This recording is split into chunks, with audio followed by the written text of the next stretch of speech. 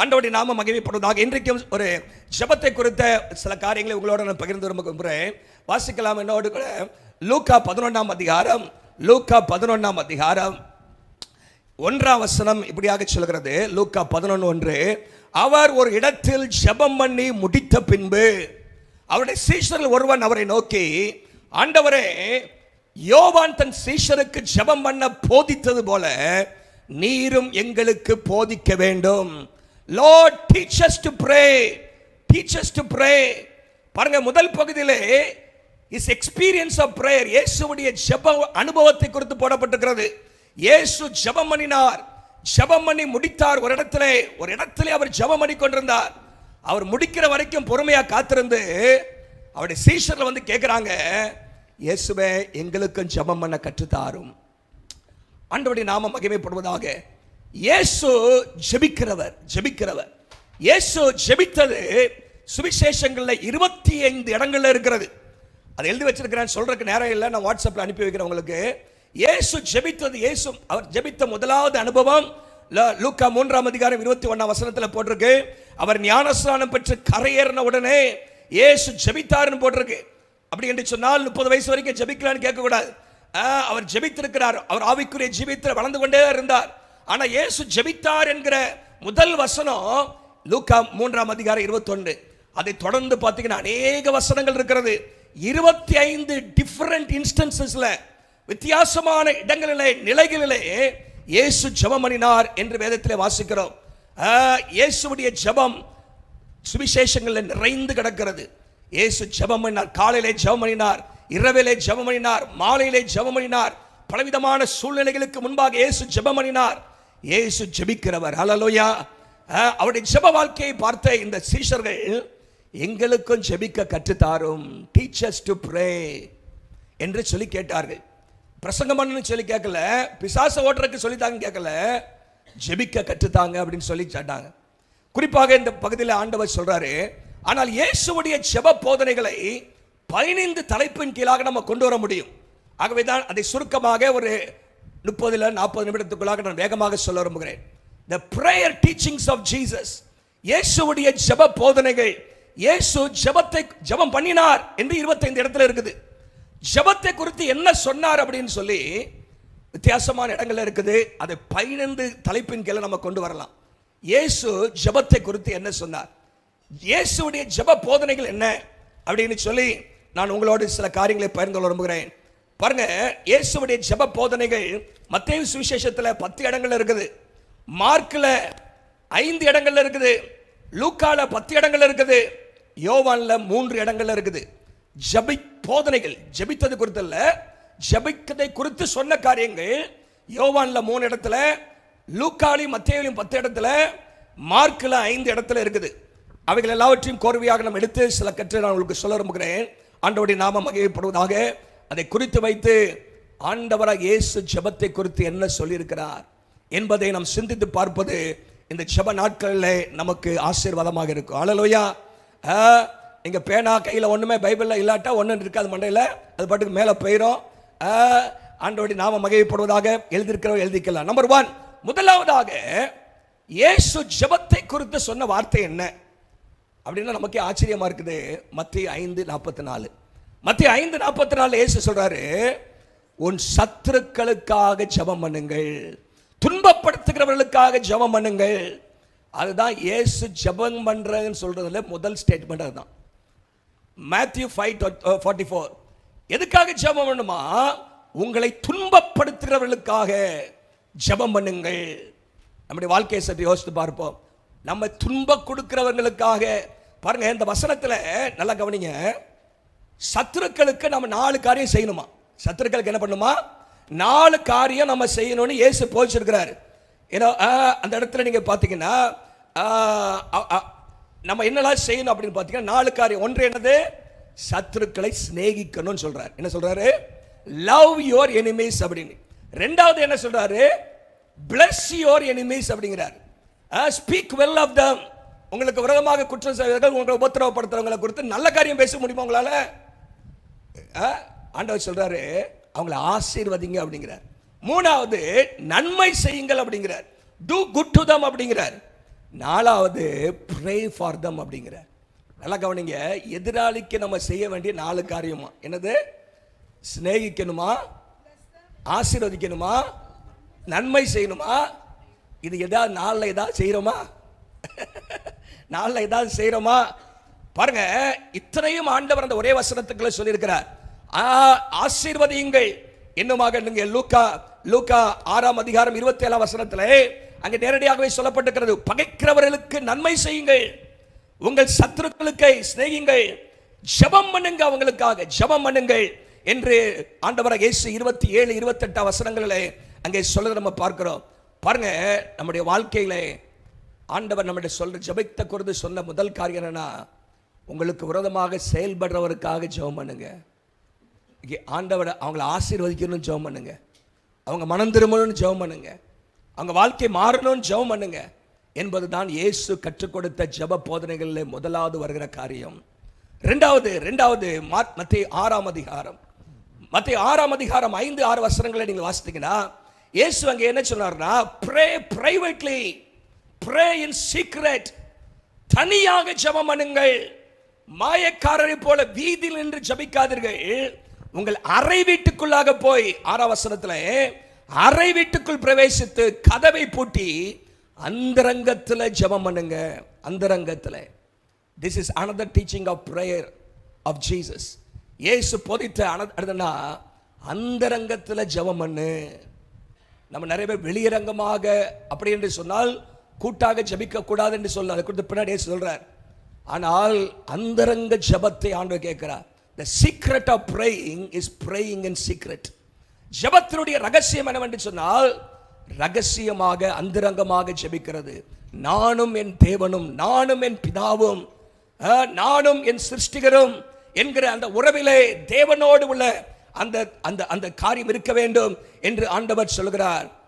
நம்முடைய வாழ்க்கையிலே தனித்து ஆண்டவராக இயேசு கிறிஸ்து பாருங்க, அவர் அநேக இடங்களிலே தனித்து ஜெபம் பண்ணினார். அதிகாலையில் இருட்டோடு எழுந்து தனித்து போனார். He went to a solitary place. Solitude.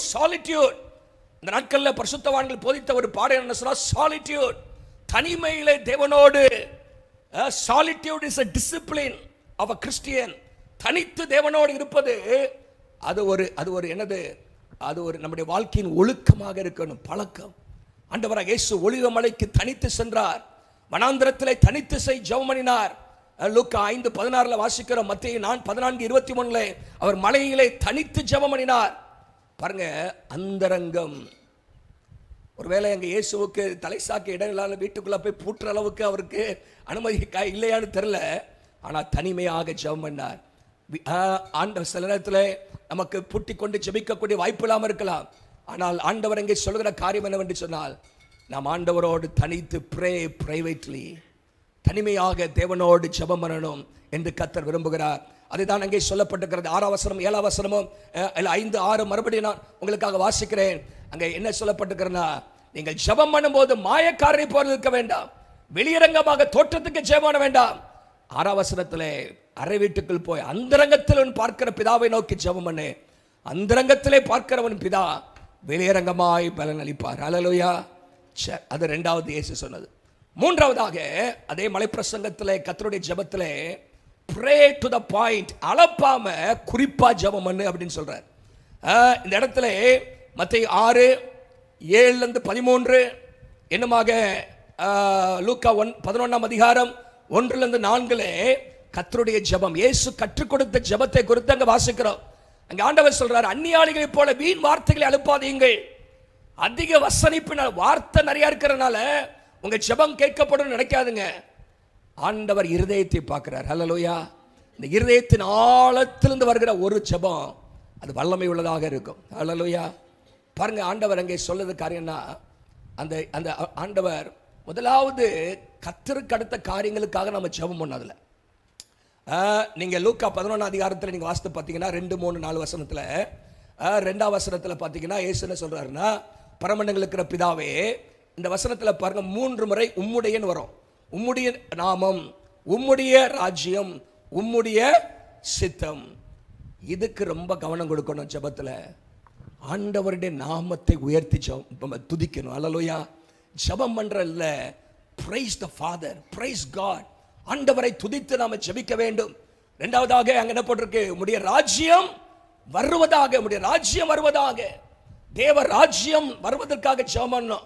எங்க வரணும்? நம்முடைய உள்ளத்துல வரணும், நம்முடைய குடும்பத்துல வரணும், நம்முடைய தெருவில் வரணும், நம்முடைய பட்டணத்துல தேவ ராஜ்யம் வரணும், நம்முடைய தேசத்துல தேவ ராஜ்யம் வரணும்.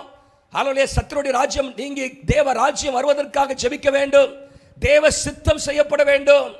தேவனுடைய சித்தத்துக்கு மாறாக ஒன்று நடக்காதபடி, ஆண்டவரே உம்முடைய சித்தம் மாத்திரம் செய்யப்படட்டும், உம்முடைய சித்தம், உம்முடைய ராஜ்யம், உம்முடைய நாமம். ரெண்டாவது அப்புறம் எங்கள் அப்படிங்கிறார். எங்கள் எங்கள் சொல்லும் போது மூணு காரியம் சொல்றார். ஆவி, ஆத்மா, சரீரத்துக்கான தேவைகள். முதல் தேவை எங்களுக்கு வேண்டிய ஆகாரம் அப்படின்பது சரீர தேவை. சரீர தேவைக்காக ஜெபம் பண்ணுங்க. எதுக்காக பண்ணணும்? சரீர தேவைகள், பிசிக்கல் நீட்ஸ், பாடிலி நீட்ஸ். எங்களுக்கு வேண்டிய ஆகாரம், பாடிலி நீட்ஸ்ங்கும் போது anything that you need for your body, physical needs என்னெல்லாம் இருக்குது உங்களுக்கு, அது எல்லாவற்றுக்காக குறிப்பா ஜெபம் பண்ணுங்க. கர்த்தர் தருவார். அல்லேலூயா. இரண்டாவதாக சோல் நீட்ஸ். சோல் நீட்ஸ் தான் ஃபர்கிவ்னஸ். அங்க என்ன சொல்லப்பட்டிருக்கிறது? எங்கள் பாவங்களை மன்னியும். பாவங்களை மன்னியும் என்பது it's a prayer for our souls need to be met. நம்முடைய ஆத்மாவின் தேவைகள் சந்திக்கப்பட ஜெபிக்க வேண்டும். ஆத்மாவின் தேவை பாவ மன்னிப்பு. இந்த ஆத்மா கரைவிடாமல் இருப்பதற்காக ஆண்டவரே பாவங்களை மன்னித்தருளுவீராக என்று ஜெபிக்கணும். மூன்றாவதாக ஸ்பிரிட் நீட், ஆவியின் தேவை. நம்முடையக்குள்ளாக ஆவி, ஆத்மா, ஆவியை பிசாசு தாக்குவான். இந்த வசனம் எப்படியாக சொல்லப்பட்டிருக்குன்னா, lead us not into temptation அப்படின்னு போட்டிருக்கு. நீங்கள் மத்தேயு 6ஆம் அதிகாரத்தில் வாசிக்கும் பொழுது சோதனையில் என்று, சோதனை காரனிலிருந்து நான் தப்பும்படி, evil one, lead us not into temptation but deliver us from the evil one. சாத்தானுடைய கையிலிருந்து, சோதனைக்காரன் பிசாசுடைய கையிலிருந்து எங்கள் ஆவி தப்பும்படியாக, சோதனையிலே பாவத்தில் நாங்கள் விழுந்துடாதபடி, ஆவி சோதனைக்குட்படாதபடிக்கு எங்களுக்கு ப்ரொடெக்ஷனை தாரும். Provision for bodily needs, pardon for our soul needs and protection for our spirit need. ஆகவே நம்முடைய வாழ்க்கையிலே ஆவி, ஆத்மா, சரீரத்தின் தேவைகள் இருக்கிறது. அல்லேலூயா. சத்துரு நம்முடைய வாழ்க்கையில பல விதத்தில் சோதிக்க வருகிறான். சகல விதமான சோதனையிலிருந்து எங்களை காப்பாற்றுவீராக. அல்லேலூயா என்று ஜெபிக்கணும். அல்லேலூயா. ஆண்டவர் ஜெபிக்க கற்றுக் கொடுத்தார். பாயிண்டடா ஜெபிக்க ஆண்டவர் அந்த காரியத்திலே சொல்லியிருக்கிற நம்ம பார்க்கிறோம். அப்போ ஜெபம் பண்ண கற்றுத்தாரும் என்று சொல்லும் பொழுது ஆண்டவர் அப்படிப்பட்ட ஒரு ஜெபத்தை கற்றுக் கொடுத்தார். நான்காவதாக முதல்ல என்ன சொன்னேன்? முதல் பாயிண்ட் என்ன? சத்துருக்களுக்காக ஜெபம். இரண்டாவதாக தனிமையாக அந்தரங்கத்தில் ஜெபம். மூன்றாவதாக குறிப்பாக ஜெபிக்க சில காரியங்களை ஆண்டவர் மாதிரி கற்றுக் கொடுத்தார். அதன் அடிப்படையிலே தேவனுக்கு அடுத்த காரியங்கள் நம்முடைய சரீரத்தின், நமக்குள்ளான ஆவி, ஆத்மா, சரீரத்தின் தேவைகள். நான்காவதாக ஜெபத்திலே சோர்ந்து போகாமல் இருக்க வேண்டும். persist in prayer. ரெண்டு உவமைகளை ஆண்டவராகிய இயேசு இதற்காக சொல்லியிருக்கிறார். நம்ம எல்லாருக்கும் தெரியும். லூக்கா 18ஆம் அதிகாரம் முதல் 8 வசனத்துல, லூக்கா 18:1 8 வரைக்கும் நீங்க வாசித்தீங்கன்னா, சோர்ந்து போகாமல் ஜெபம் பண்ண வேண்டும் என்று சொல்லி 8 வசனத்துல ஒரு உவமையை சொல்றாரு. விதவை, அநீதி உள்ள நியாயாதிபதி, தன் நியாயத்துக்காக நிற்கிறான், அவன் செய்ய மாட்டேங்கிறான், ஆனாலும் போராடுகிறாள், நியாயத்தை பெற்றுக்கொண்டாள். அல்லேலூயா. ஆண்டவர் அங்கே சோர்ந்து போயிடக்கூடாது. அநீதி உள்ள நியாயாதிபதியை நியாயம் செய்வார் என்று சொன்னால், நம்முடைய நீதி உள்ள நியாயாதிபதி நிச்சயமாக நியாயம் செய்வார் என்று சொல்லி சோர்ந்து போயிடக்கூடாது. persist in prayer, சோர்ந்து போகாமல் ஜெபிக்க வேண்டும் என்று சொல்கிறார். ஆண்டவரை தொடர்ந்து கேட்க வேண்டும் என்று சொல்கிறார். consistency and persistency in prayer, importunity in prayer, நாம் தொடர்ந்து ஆண்டவரிடத்தில் கேட்க வேண்டும். லூக்கா 11ஆம் அதிகாரம் 5 முதல் 13 வசனத்திலும் அதே காரியத்தை தான் ஆண்டவர் சொல்றாரு. லூக்கா 11:5 முதல் 15, friend at midnight என்று சொல்வார்கள் இந்த உவமையை. friend at, நள்ளிரவில் சென்ற நண்பன். நள்ளிரவில் போல என்ன நண்பனை போய் தொல்லை பண்றான். எங்க வீட்டில் ஒருத்தன் வந்திருக்கிறான், அவனுக்கு வைக்கிற ஒன்றும் இல்லை, 3 அப்பத்தை தாங்க அப்படின்னு சொல்லி கதவை தட்டுறான். அவன் தூங்கிட்டே திறக்க முடியாதுங்கிறான், ஆனாலும் தட்டுறான் அவனை போய். பாருங்க, அவன் திறப்பாங்கிற நம்பிக்கையில். அதில் 3 காரியம் இருக்குது. ஒன்று கான்ஃபிடன்ஸ், அந்த நண்பன் எனக்கு தருவாங்கிற ஒரு நம்பிக்கை இல்லை. ஒருவேளை மறுத்தாலும் நிச்சயமாக எந்திரிச்சு தருவான். ரெண்டாவதாக கன்சிஸ்டண்டாக கேட்குறான், மருந்து கேட்டுக்கிட்டே இருக்கிறான். நம்முடைய வாழ்க்கையில் ஆண்டவரை கேட்கும்போது, ஆகவே தான் மற்ற 7ஆம் அதிகாரம் அந்த வசனத்தை சேர்த்து நீங்கள் எழுதிக்கிங்க. பர்சிஸ்டன்ஸ், கேளுங்கள் கொடுக்கப்படும். 7ஆம் அதிகாரம் 7-11, மற்ற 7ஆம் அதிகாரம் 7-11, கேளுங்கள் உங்களுக்கு கொடுக்கப்படும் என்கிற வார்த்தை, கேட்டுக்கொண்டே இருங்கள், பெற்றுக்கொள்ள மட்டும் கேட்டுக்கொண்டே இருங்கள். Keep on asking until you receive. Ask and it will be given to you அப்படின்னு சொன்னால் கேட்டுக்கொண்டே இருங்கள் என்கிற அர்த்தத்திலே அங்கே சொல்லப்பட்டிருக்கிறது. அப்போ நம்ம வாழ்க்கையில சோர்ந்து போயிடக்கூடாது. ஒரு அல்ல சொல்ல பார்க்கலாம், சோர்ந்து போகாமல் ஜெபம் பண்ணணும் என்று கர்த்தர் விரும்புகிறார். சிலத்தில் 2 முறை தட்டிட்டு நம்ம போயிடுவோம், திறக்கிற வரைக்கும் தட்டணும். ஹல்லேலூயா. ஆண்டவர் நம்முடைய ஜெபத்தை நிச்சயமாக கேட்பார். சோர்ந்து போயிடக்கூடாது. தேவ சித்தத்தின்படி ஆண்டவருடைய வழிநடத்தின்படி ஜெபிக்கும் பொழுது சோர்ந்து போகாமல் தேவனுடைய வேலைக்கு வரைக்கும் காத்திருந்து ஜெபிக்கிற அந்த அனுபவத்தை ஆண்டவர் நமக்கு தருவாராக. 5ஆவதாக இயேசு ஜெபத்தை குறித்து சொன்ன வார்த்தை மத்தேயு 9ஆம் அதிகாரம் 38ஆம் வசனத்தில் இருக்குது. மத்தேயு 9:38 பாருங்க. இதெல்லாம் நம்ம அதிகமாக நம்ம கணக்கில் எடுக்கிறதே கிடையாது. சத்துருக்களுக்காக ஜெபம் பண்ணுங்கன்னு சொல்றதை நம்ம கணக்கில் எடுக்கிறது ரொம்ப. இந்த வசனத்தையும் ரொம்ப அதிகமாக நம்ம ஜெபம் பண்றது இல்லை.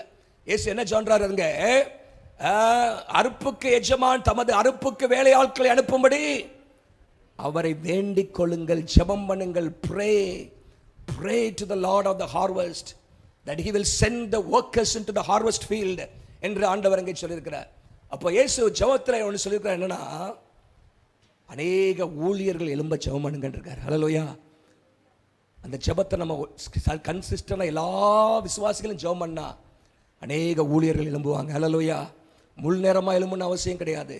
அநேக அறுவடையாளர்கள் எழும்பி போவாங்க, கர்த்தருடைய பணியை செய்ய போவாங்க. ஹல்லேலூயா. கர்த்தருடைய வேலையை செய்ய போவாங்க. 8 மணி நேரம் வேலை செஞ்சாலும் இன்னும் ஒரு 2-3 மணி நேரம் ஆத்துமாக்களை தேடி போவாங்க. ஆண்டவர் அநேகரை எழுப்புவார், ஊழியம் செய்கிற மக்களை எழுப்புவார்.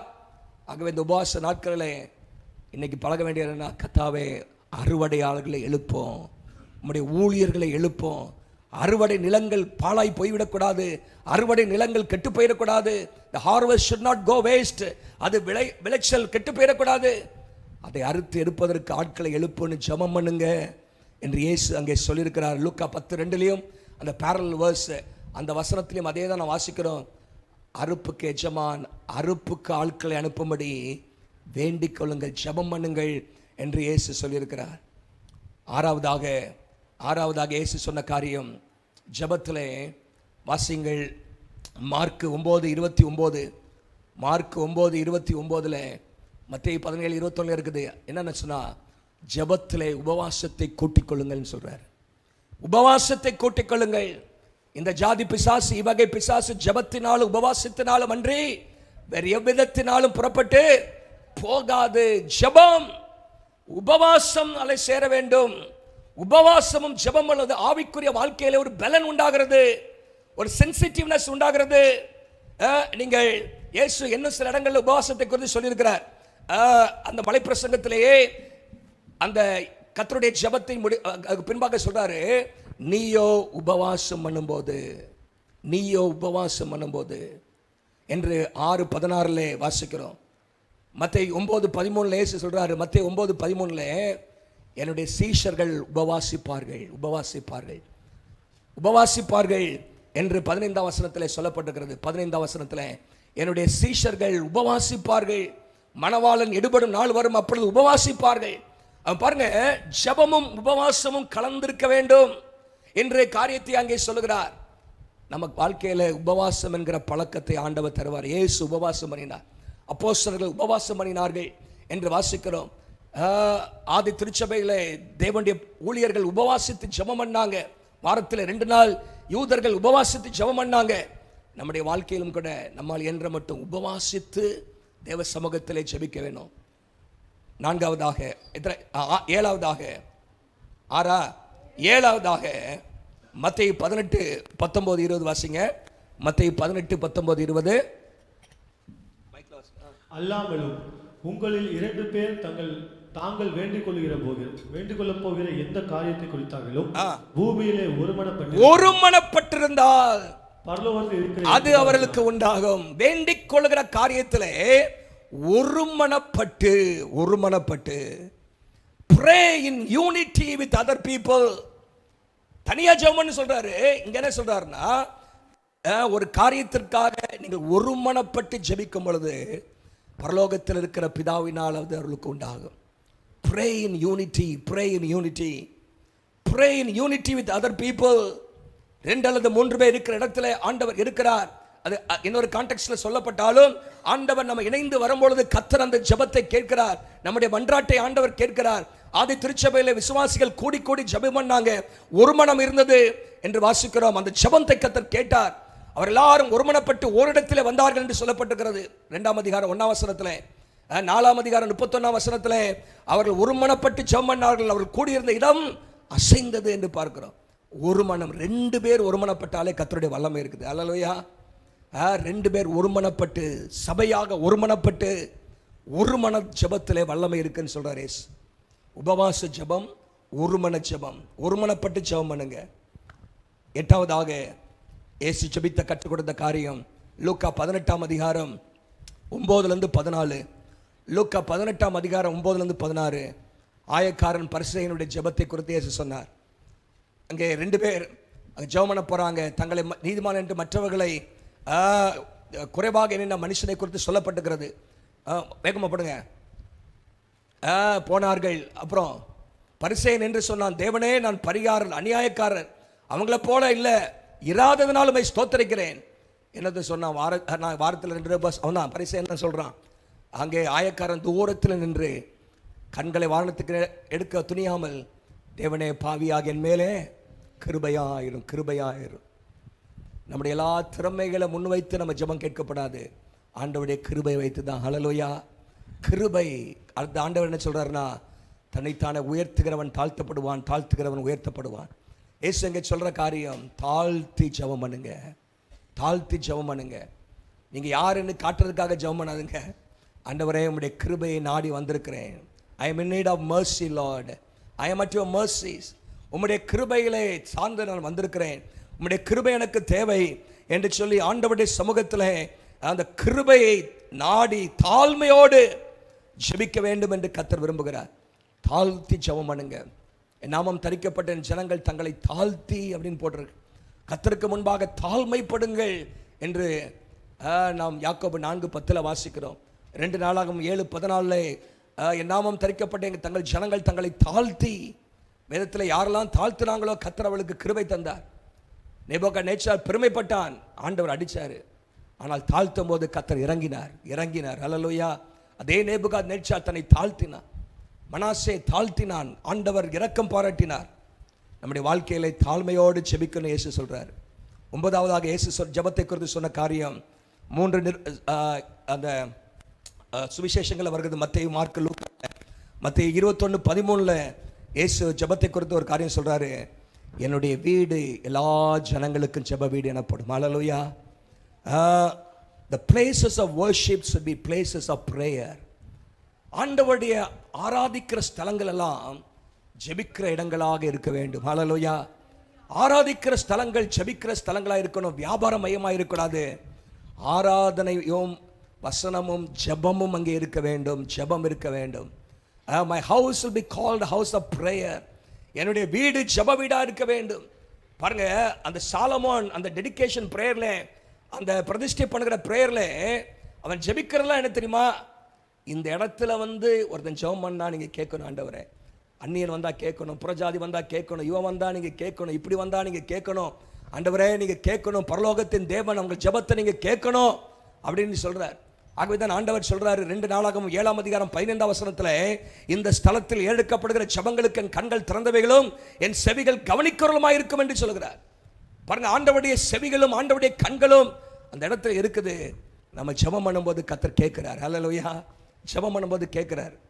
So prayer, the places of worship should be places of prayer ன்னு இயேசு சொன்னார். எங்கெல்லாம் ஜனங்கள் கூடி வருகிறார்களோ அந்த இடங்கள்லாம் ஜெபங்கள் இடங்களா மாறணும்.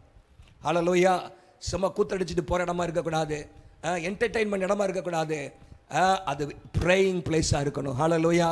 நம்முடைய இடங்கள், கூடுகிற இடங்கள் ஜெபிக்கிற இடங்களா இருக்கணும் என்று இயேசு போதித்தார். அடுத்ததாக 10ஆவதாக மார்க் 11ஆம் அதிகாரத்தில் மார்க் 11ஆம் அதிகாரம் 22 24 வரைக்கும் இயேசு விசுவாசத்தோடு ஜெபிக்கணும்னு போதிக்கிறார். விசுவாசத்தோடு ஜெபிக்கணும். 22 24 வாசிங்க. மார்க் 11 20. அவர்களை நோக்கி, தேவனிடத்தில் விசுவாசம் உள்ளவர்களாய் இருங்கள். எவனாகிலும் இந்த மலையை பார்த்து நீ பெயர்ந்து சமுத்திரத்தை தள்ளுண்டு போ என்று சொல்லி தான் சொன்னபடியே நடக்கும் என்று தன் இருதயத்தில் சந்தேகப்படாமல் விசுவாசித்தால் அவன் சொன்னபடியே ஆகும் என்று மெய்யாகவே உங்களுக்கு சொல்லுகிறேன். ஆதலால் நீங்கள் ஜெபம் பண்ணும் போது எவைகளை கேட்டுக்கொள்வீர்களோ அவைகளை பெற்றுக்கொள்வோம் என்று விசுவாசியுங்கள். அவைகளை பெற்றுக்கொள்வோம் என்று விசுவாசியுங்கள். அப்பொழுது அவைகள் உங்களுக்கு உண்டாகும். விசுவாசியுங்கள். விசுவாசத்தோடு ஜெபிக்கணும். இன்னும் இதே காரியத்தை மத்தேயுவில் இப்படி சொல்லப்பட்டிருக்கிற 21 22 மத்தேயு 21 22 நீங்கள் விசுவாசம் உள்ளவர்களா ஜெபத்தில் எவைகளை கேட்பீர்களோ அவைகளை எல்லாம் பெற்றுக்கொள்வீர்கள். ஹல்லேலூயா. நீங்கள் விசுவாசம் உள்ளவர்களாய் ஜெபத்தில் எவைகளை கேட்பீர்களோ pray with faith என்று ஆண்டவர் அங்கே சொல்றார். ஜெபம் பண்ணி நம்ம கேட்கணும், விசுவாசத்தோடு கேட்கணும், நம்முடைய உள்ளத்தில் சந்தேகப்படாமல் கேட்கணும். அங்கே மார்க்கில் ஆண்டவர் சொல்ல சந்தேகப்படாமல் நீ விசுவாசித்தால் அது அப்படியே ஆகும் என்று ஆண்டவர் சொல்றாரு. விசுவாசம் நமக்கு தேவை. ஒரு சொல்லுங்க பார்க்கலாம். விசுவாசம் இல்லாத ஜெபத்தை ஆண்டவர் கேட்க முடியாது. ஏதோ கேட்டு வைப்போம், தந்தா தராரு தராட்டு போறாருன்னு இல்லை. ஆண்டவர் வசனம் எப்படி சொல்லுகிறது? கத்த தருவார். ஹல்லேலூயா. இயேசு ஜெபத்துக்கு பதில் கொடுப்பார். என் தேவன் ஜெபத்தை கேட்கிறவர் என்கிற விசுவாசத்தோடு நாம் ஜெபிக்கணும் என்று இயேசு அங்கே சொல்லித்தரதை பார்க்கிறோம். 11ஆவதாக இயேசு ஜெபத்தை குறித்து சொன்ன காரியம் மார்க் 11:25. மார்க் 11:25 வாசிங்க.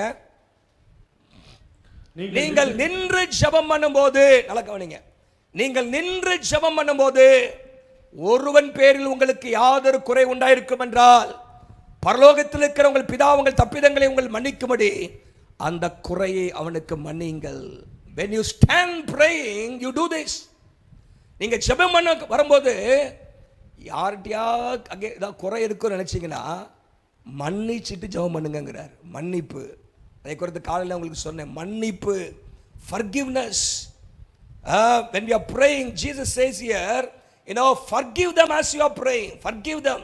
மத்தேயு 5ஆம் அதிகாரம் 23 24 மத்தேயு 5ஆம் அதிகாரம் 23 24 அது ஜெபத்தோடு ஒப்பிடலாட்டாலும் அங்கே காணிக்கையோடு ஆண்டவர் சொல்றாரு. காணிக்கை கொண்டு வரும்பொழுது யார் பேரெல்லாம் குறை இருக்கும் என்று சொன்னால் காணிக்கை வைத்துட்டு ஒப்புரவாயிட்டு வந்து காணிக்கை செலுத்துகிறார். அதே போல ஜெபம் பண்ணும் போதும் கசப்போடு ஜெபம் பண்ணாத, இருதயத்திலே மற்றவங்களுக்கு வெறுத்து விட்டு ஜெபம் பண்ணாத. ஜெபம் பண்ணும் பொழுது மன்னிக்கிற இருதயம் இருக்க வேண்டும். with the spirit of forgiveness நம்ம வாழ்க்கையில் இருக்கணும்னு சொல்லி ஆண்டவர் அங்கே சொல்லித்தரது நம்ம பார்க்கிறோம். 12ஆவதாக வாசிங்க. மார்க் 12:40 வாசிங்களேன். மார்க் 12:40. விதவைகளின் வீடுகளை பட்சித்து பார்வைக்கு நீண்ட ஜெபம் பண்ணுகிற வேதபாரகரை குறித்து எச்சரிக்கையாக இருங்கள். இங்க என்ன சொல்ல வராரு இயேசு? ஜெபத்தை குறித்து என்ன சொல்ல வராருங்க?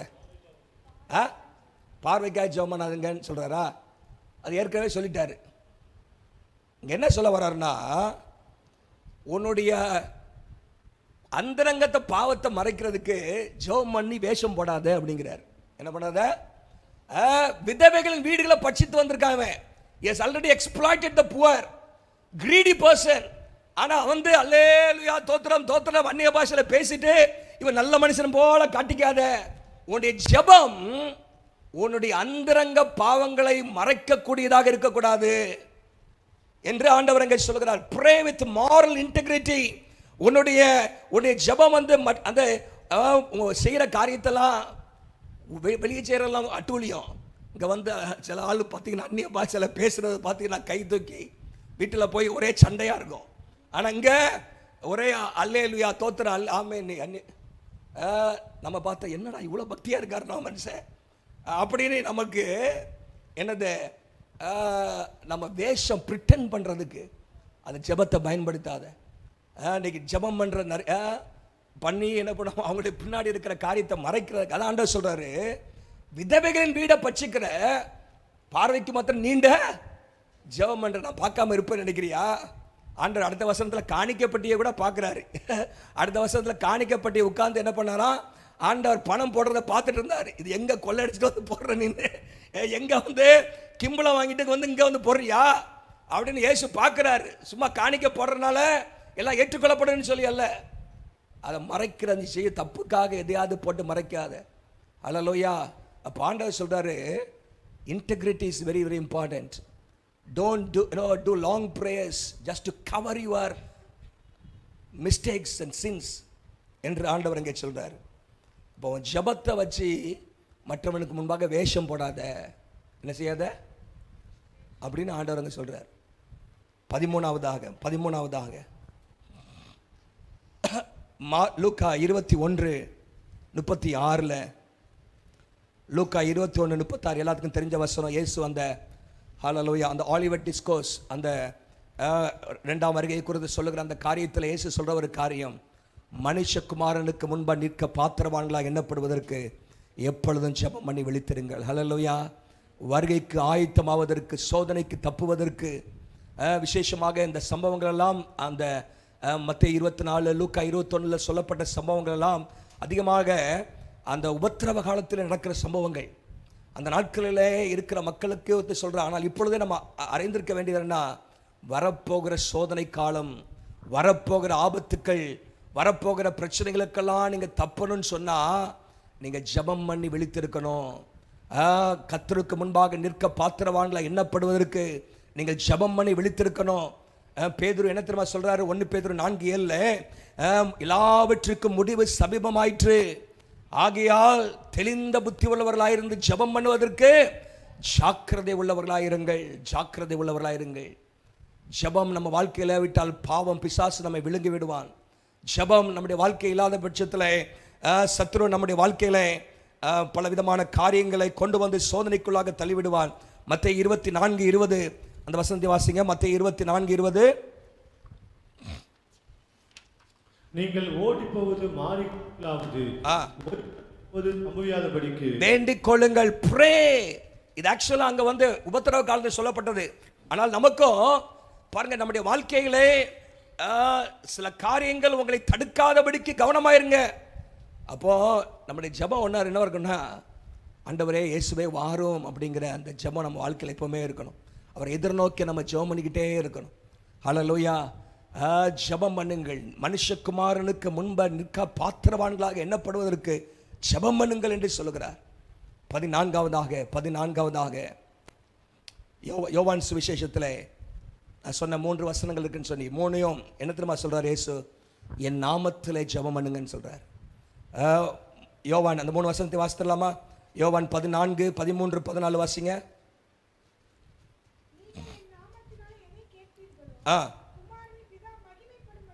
குமாரனில் பிதா மகிமைப்படும்படியாக அதை செய்வேன். 14 என் நாமத்திலே நீங்கள் எதை கேட்டாலும், இயேசுவின் நாமத்திலே, அதிகாரமுள்ள இயேசுவின் நாமத்திலே, இயேசுவுடைய ஆளுகைக்குட்பட்டவர்களாக நாம் ஜெபம் பண்ண வேண்டும்.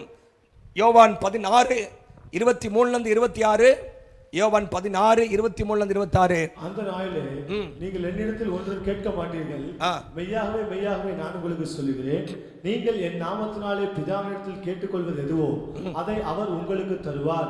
இதுவரைக்கும் நீங்கள் என் நாமத்தினாலே ஒன்றும் கேட்கவில்லை, கேளுங்கள், அப்பொழுது உங்கள் சந்தோஷம் நிறைவாயிருக்கும்படி பெற்றுக்கொள்வீர்கள். என் நாமத்திலே கேளுங்கள், சந்தோஷம் நிறைவாயிருக்கும்படி பெற்றுக்கொள்ளுங்கள். இயேசுவின் நாமத்தில், என் நாமத்தில் கேளுங்க என்று ஆண்டவராக இயேசு அங்கே போதித்திருக்கிறதை பார்க்கிறோம். praying in the name and the authority of Jesus. கடைசியாக நீங்களே சொல்லுங்க பார்க்கலாம், இயேசு என்ன சொல்லியிருப்பாருன்னு. நான் இப்போ வரிசையாக குரோனாலஜிக்காக சொல்லிட்டே இருக்கிறேன். அப்படியே வரிசையாக கடைசியாக என்ன சொல்லியிருப்பார் ஜெபத்தை பற்றி? என்ன சொல்லியிருப்பாரு? கிறிஸ்தவனேனா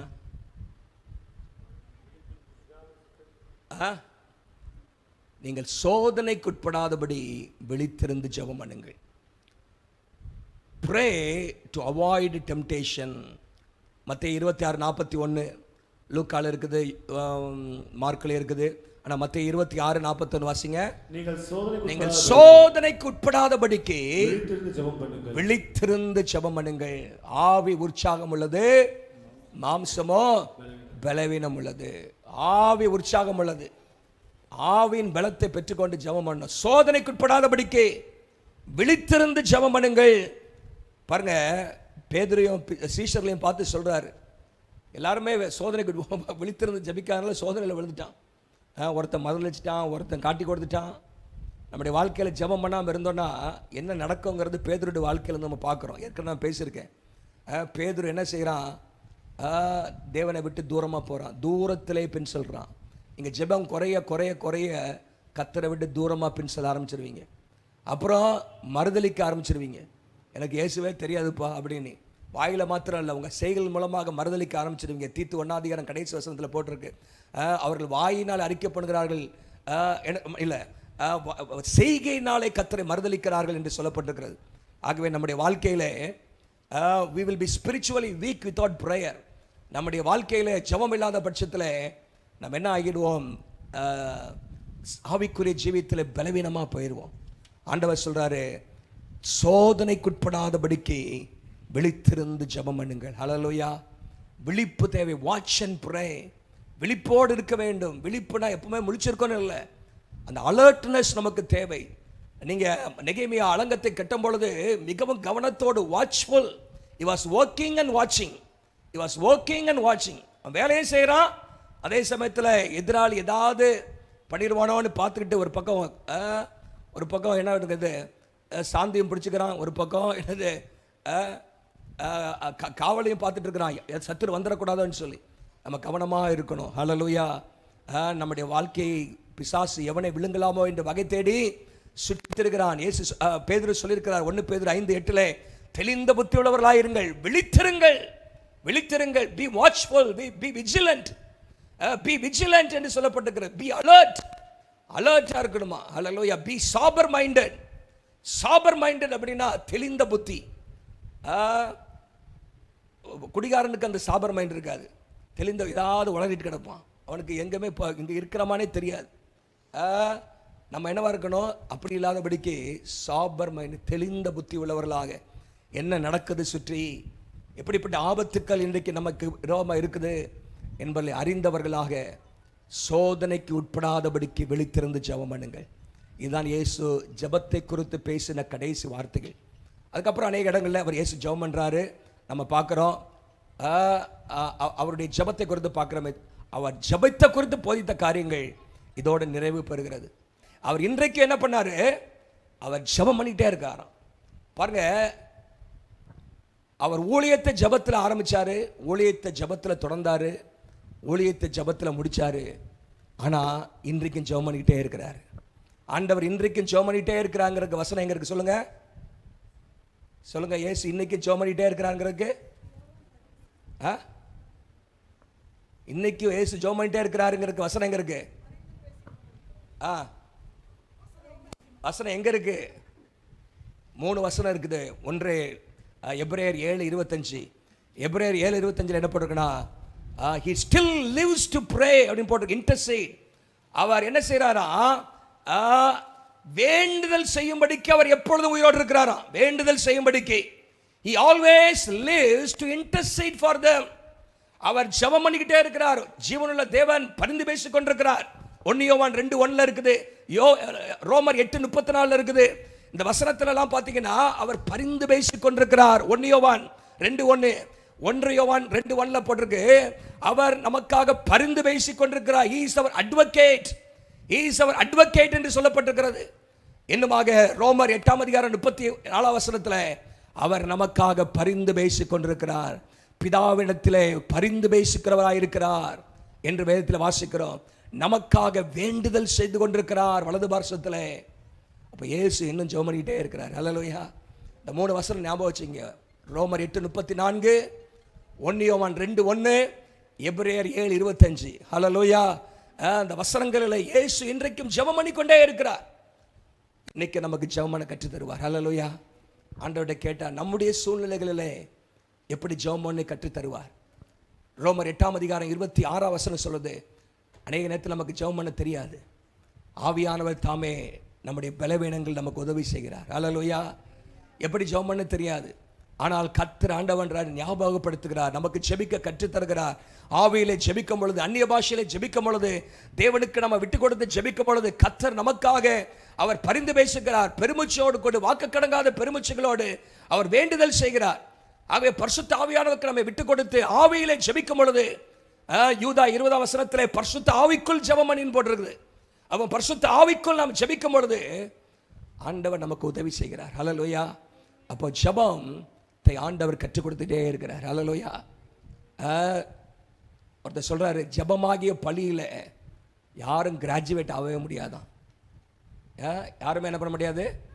nobody can graduate in the school of prayer. You will continue to be a student in the school of prayer. ஹல்லேலூயா. ஜெப பள்ளியில் கற்றுக்கொண்டு தான் இருக்கணும். நான் கிராஜுவேட்டுப்பா, நான் மாஸ்டர்ஸ் டிகிரி வாங்கிட்டு எனக்கு அவ்வளோ ஜெபிக்க தரேன்னு யாருமே சொல்ல முடியாது.